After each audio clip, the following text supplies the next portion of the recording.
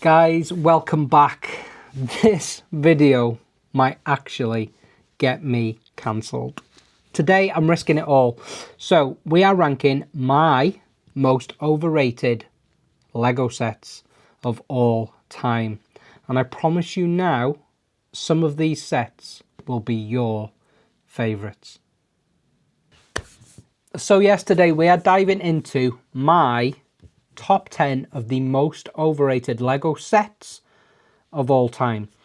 Trust me, I know this list is going to divide opinions. It's divided opinions in this house, let alone everywhere else. So here we go. So from your big UCS sets to actually a rare minifig worth thousands, I'm calling out the sets that I genuinely don't believe live up to the hype. And again, this is all just my opinion. Now, before the comments go wild, this is all just a bit of fun, but I genuinely stand by each and every pick in this list. There is some sets in here that I am sure people are going to say, you've just put that in there for effect. I really haven't. I spent hours and hours and hours compiling this top 10 list. They include things from the X-Mansion, Barad-dr, the Simpsons House, and maybe even an appearance from Cloud City. I know it's £5,000 and it is what it is. I don't believe it's worth it, but you'll have to watch this entire video to find out where it makes it in my top 10. So, a little bit more as well. I want to know, what Lego sets do you think are overrated? So please make sure you let me know in the comments. Let me know if any of my opinions are invalid or whether you believe I have just lost the plot. Because, as I said, there's some sets on this list that I think a lot of people are going to be really surprised by. So, as always, don't forget to like and subscribe. If you love Lego content, there is plenty more to come on this channel. And there's plenty of videos that have been passed. So make sure when you finish this one, you go on back and watch some of them others. So, in at number 10, starting off this list with 3,093 pieces, we've got the Marvel X-Mansion. Now look, and anybody that knows me, I'm one of the biggest Marvel fans going. So this genuinely pains me a bit to put this, or any Marvel set to be fair, in my list of top 10 overratedness. The scale on this thing, it just feels completely off. For me, it genuinely never quite landed as well as excuse the pun, it landed as well as any Marvel set should, and certainly not as the X-Mansion should have. They did great things with the Avengers Tower. The Daily Bugle, the large Daily Bugle, I believe is unbelievable. But the scale of this thing, when you try and put it next to any of them, it just doesn't work. The minifig lineup on this is genuinely the only thing that saves it. Because without those, I genuinely think I'd be even harsher. In at number 9 with 5,471 pieces.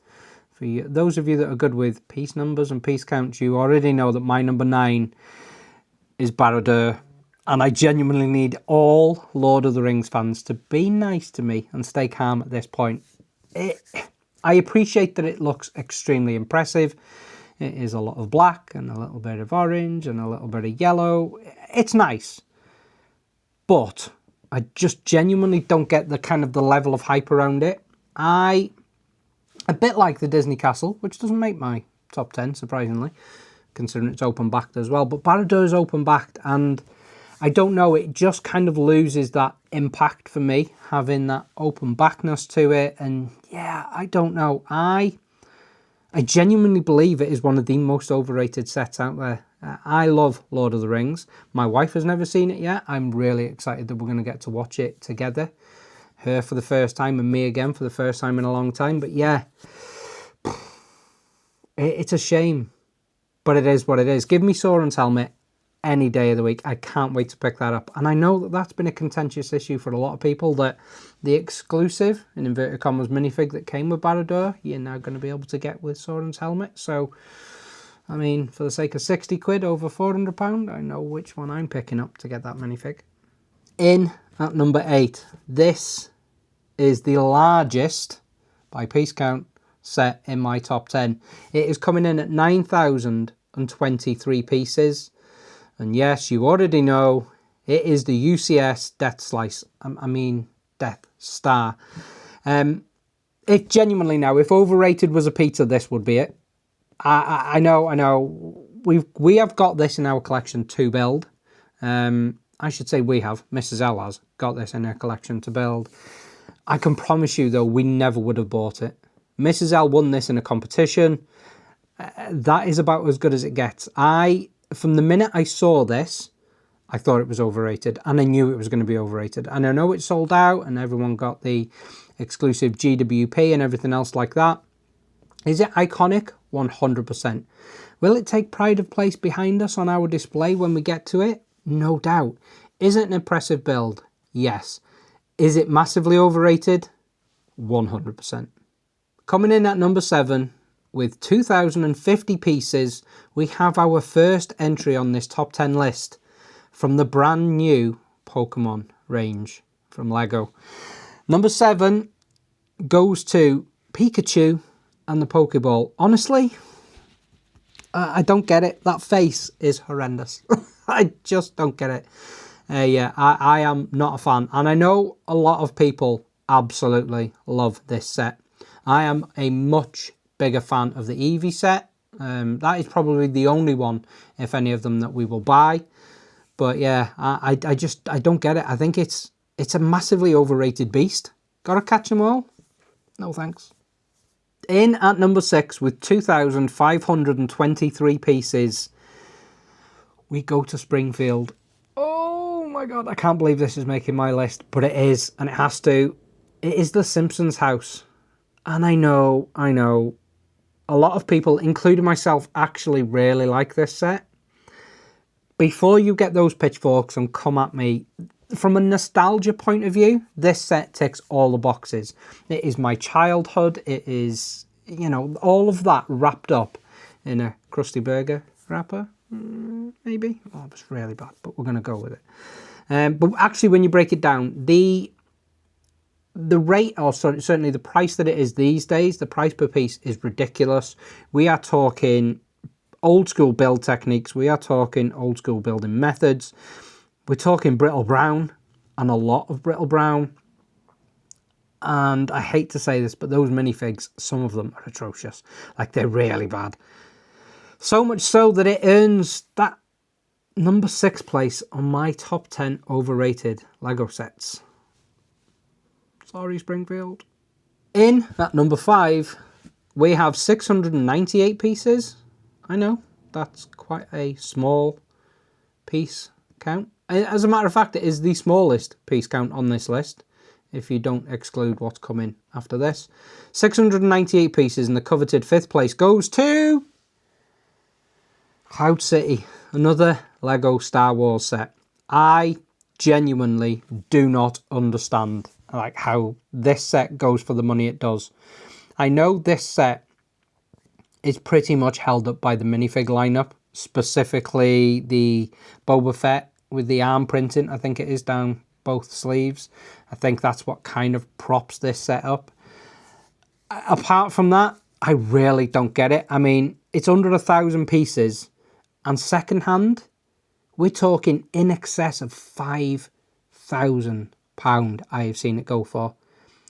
I genuinely, even if I won the lottery tomorrow, I don't think I would be able to convince myself to be able to buy it just for the sake of buying it. I don't get it.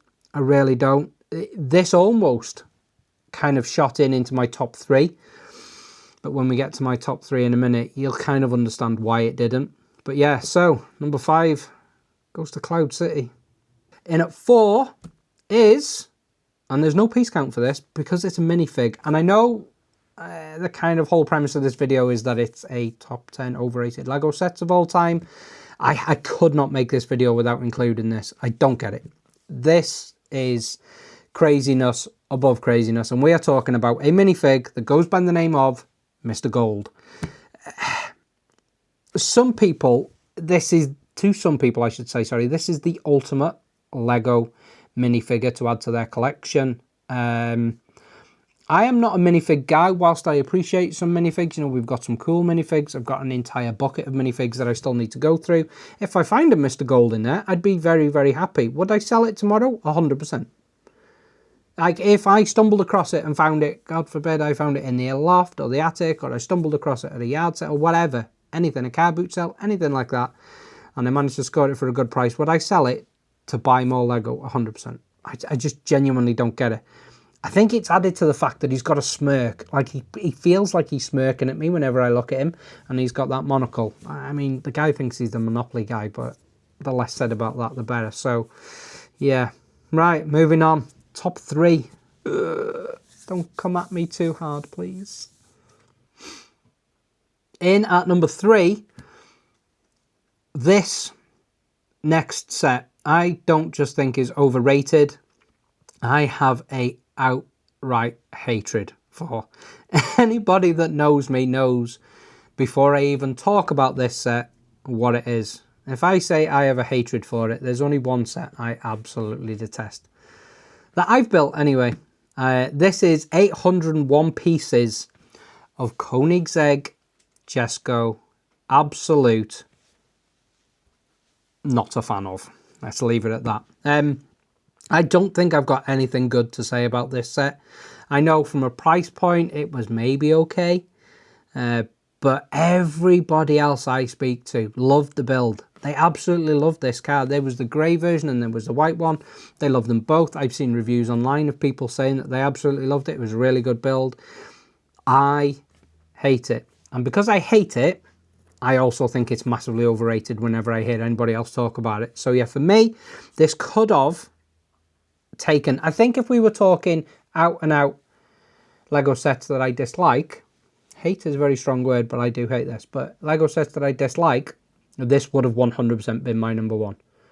Like, it would have flown in there. I could have done a list of 10 Jesko Absolutes. All of them would have been game over, but yeah. I don't quite understand how this next 2 still beat it though, so here we go. Right, now we're getting serious. This is the top 2. And in at number 2, we've got a really recent addition to the Lego family. It is 6,838 pieces, once again, of Pokemon overratedness. We are talking Venusaur, Charizard and Blastoise. Look, visually, I can't deny that it genuinely looks a beautiful thing. As you've probably already gathered, I'm not the world's biggest Pokemon fan. Was I around when Pokemon first came about? Yes, of course I was. I am that old. But from a IP point of view, I think Lego went really hard and really strong with their initial offering. But I think they genuinely missed the mark. For me, they could have done so much more and so much better. But do you know what? It sold in waves. Plenty of people bought it.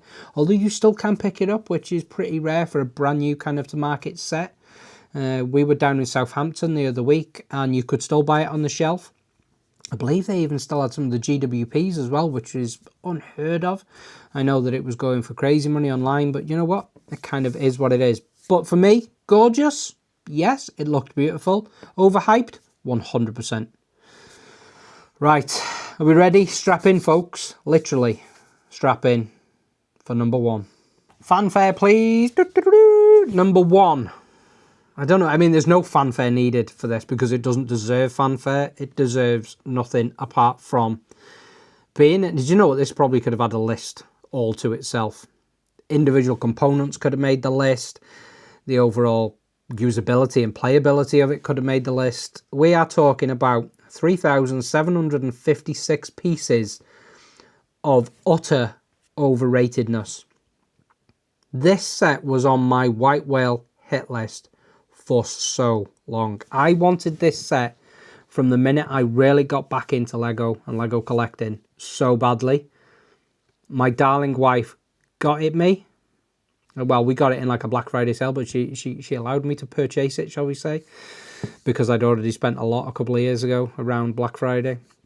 And I was really, really excited to get it. So much so that I spent all weekend building it, We're talking about the Loop Coaster. And now it takes pride of place in thousands of pieces in a box in the corner of my office. Honestly, I felt so dejected after I'd finished building this set. I don't know what it was. It just missed the mark on every single thing. And I know a lot of people were in the same position as me and are in the same position as me, is that they really, really wanted it. I genuinely feel sorry for people who have bought it and have yet to build it. If you see this video before that, I'm sorry. I've probably just ruined what should be an almighty amazing set for you.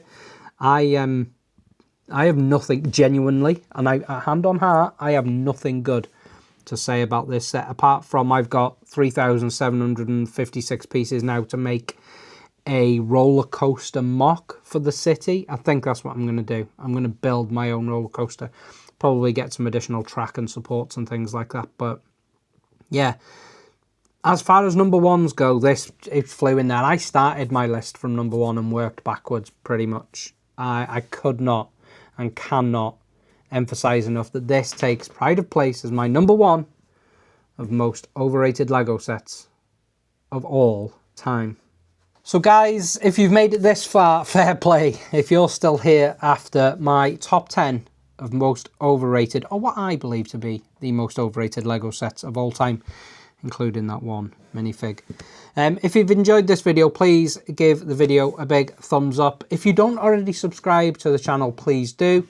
About 80% of the people who watch my videos don't subscribe, and I'm guilty of it as well. We watch people on YouTube all the time and always forget to hit that subscribe button. And then when we do stumble across them again a month later, I'm like, oh, there they are again. Praise the Lord, hit that subscribe button. So I would really appreciate it if you've enjoyed it, if you were to do the same. Just one kind of final thing. Just remember that if a Lego set is expensive, it doesn't mean it's good. Just remember that, okay? £5,000 for Cloud City, 698 pieces for a couple of minifigs. Loop Roller Coaster, what was for £400-ish when it first came out. I promise you, it is not good.